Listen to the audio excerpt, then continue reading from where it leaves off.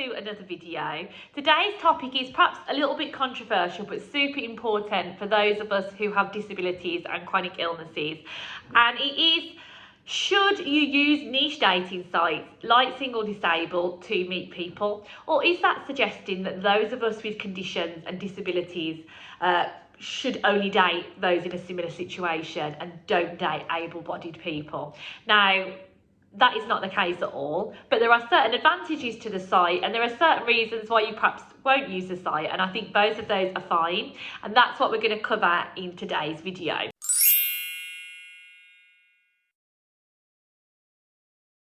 I think it's really important to preface that in an ideal world, I guess sites like this wouldn't exist. Everyone would just date across the board. But as time has gone on with dating, loads of niche sites have popped up to kind of solve different problems and help different groups of people meet. And that includes this one, which is all around helping people with disabilities and chronic conditions connect with each other. So is it a good idea to use them? Let's look at why it might be first of all.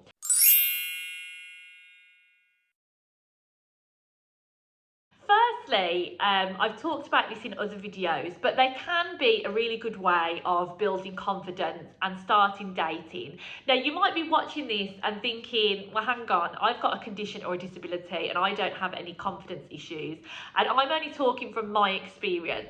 I think I've talked before about being diagnosed with Crohn's late in my 20s, and I think that's a hard time because I guess like you've navigated dating and relationships as a healthy person, and then when I learnt that I got this invisible disability, I felt like I had to navigate it all over again because of all the different challenges that it brought up.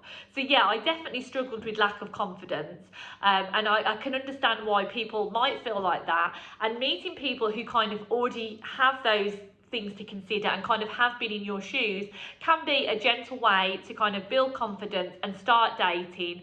Or, as I've talked about before, perhaps not even starting dating, but just kind of meeting people with like-minded ideas and kind of meeting people who are in the same boat and just making connections. So I think that is really an important advantage, even if you kind of don't necessarily agree.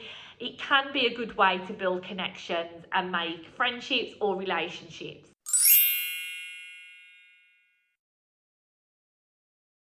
The second reason, I guess, is whether you think there are barriers involved with dating people who don't have a disability or chronic condition. Again, like I said at the start of the video, there shouldn't be. However, some people struggle with the idea of talking to people about their condition and what it entails, especially right at the start of their diagnosis.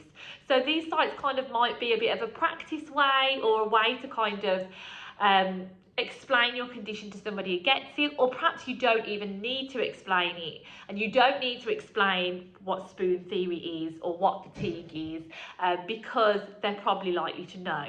So I think that's another real advantage of these kinds of sites. You don't need to use either or. So, you know, you might use both sorts of sites, and you might kind of use these sites kind of just to make relationships, friendships, chat to people, and then you might use a regular dating site to meet people to go on dates. So I think you can kind of make that decision, but it could be a really good way to kind of make connections, build up confidence, and meet like-minded people.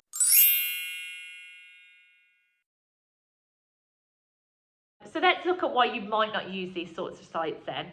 First of all, it's so important to say your disability doesn't define you, and it certainly doesn't define your choice in romantic partner or friendships. Second of all, ideally, as you kind of get more comfortable with your condition, in my experience anyway, kind of see it as a part of me, and you do feel comfortable in talking about it. And I've talked about it now in other videos. If you're in a position where you see a future with somebody, you might want to settle down with them, live with them, go away with them on a holiday, you're hopefully going to be in that stage where you do feel confident enough to talk about what makes you you, and the different adaptations you've made with your life if you've had to.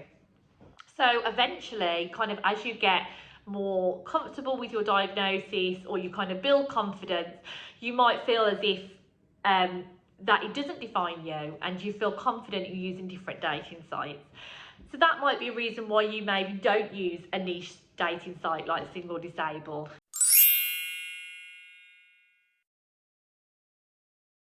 There's definitely advantages of using sites like Single Disabled. It certainly can make those initial conversations easier, can help you with perhaps perceived barriers that you feel around meeting people and dating. Important to say perceived, because there shouldn't be any barriers, but you might feel about like lack of confidence, difficult in explaining, even things like trying to find an accessible date venue. You might find those quite difficult barriers to overcome if you're not feeling super confident. So using a site like that can be really helpful in kind of building your confidence, kind of figuring out the kind of person you are, the kind of relationship you want, the kind of dates that you enjoy. But you also don't have to pigeonhole yourself, so perhaps you might use different dating sites for different things, to meet different types of people. Perhaps you might use Single Disabled to kind of just connect with people and make friendships and get advice. And you might make friends and date people from all sorts of different avenues. Alternatively, you might just use our content. You might be watching this video today, or you might look at the other resources created. Doesn't necessarily mean you have to use the site to meet the love of your life. I think either way, the important thing is to have fun and to enjoy dating and meeting people however you choose to do so. And I hope this has kind of been useful and helped you perhaps make a decision about the sort of website you'd like to use and the way that you might want to online date.